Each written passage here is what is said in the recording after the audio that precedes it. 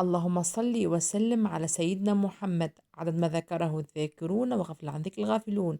عسى مرحبا بكم في نهار جديد برا جديدة. كما تشوفوا عنا كمية من الدرع، غسلناها وشيحناها ونظفناها، وتو نسالت القدرة باش نحضروها مع بعضنا. كما تشوفوا معايا قاعدة نوريكم فيها على خاطر صفيتها من أي حصحصة صغيرة ولا حتى شوائب، ونظفتها كما قلنا، كما عملت معاكم طريقة البسيسة وقت اللي غسلناها ونظفناها. لهنا عرجناها شوية، كما نقولوا احنا قليناها شوية على نار هادية في طاجين ولا حتى في مقلة، نقعدوا هكاك نعرجوا فيها وردوا بالنا عليها. ما يلزمهاش تعرج أكثر من اللازم، هكاك كما وريتكم الحبات. ولهنا بقات لي كمية من الزقوق اللي حضرناه مع بعضنا، كمية شوية باش نعمل على خاطر عرطل الذراع عليها 150 جرام زقوقو، والطل الآخر متاع الذراع باش نعمل عليه 150 جرام جرجلان.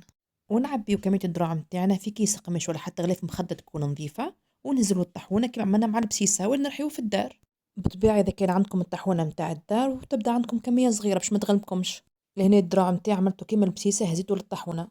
وكان تحبوا تعملوا كيلو تنجموا تعملوا على الكيلو 300 جرام، يعني ما بين 250 جرام 300 جرام جلجلين، وزادا تعملوا زادا الكيلو دراع 250 300 جرام زقوقو. بالطبيعة الدراع يترحى وحده وجلجلين وزقوقو يترحى وحدهم، ومن بعد نزيدوهم. واللي يحب يحط فاكهة كيما اللوز ولا بفريوة يرجع لكم انتوما.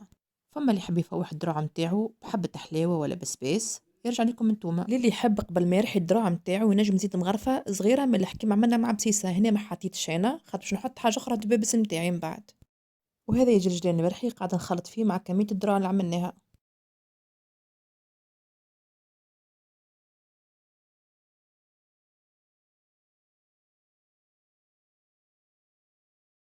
وهذه كانت برتنا اليوم ذراع صافي، ذراع عملناه بزقوقو وذراع بالجلجلان وحطيناهم في دبابس، المهم يكونوا بعاد على السخانة والرطوبة.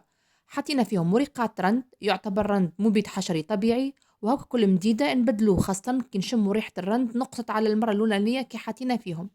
وهذه دبرتنا ما بقى كنقولكم في دبار أخرى وبسلامة.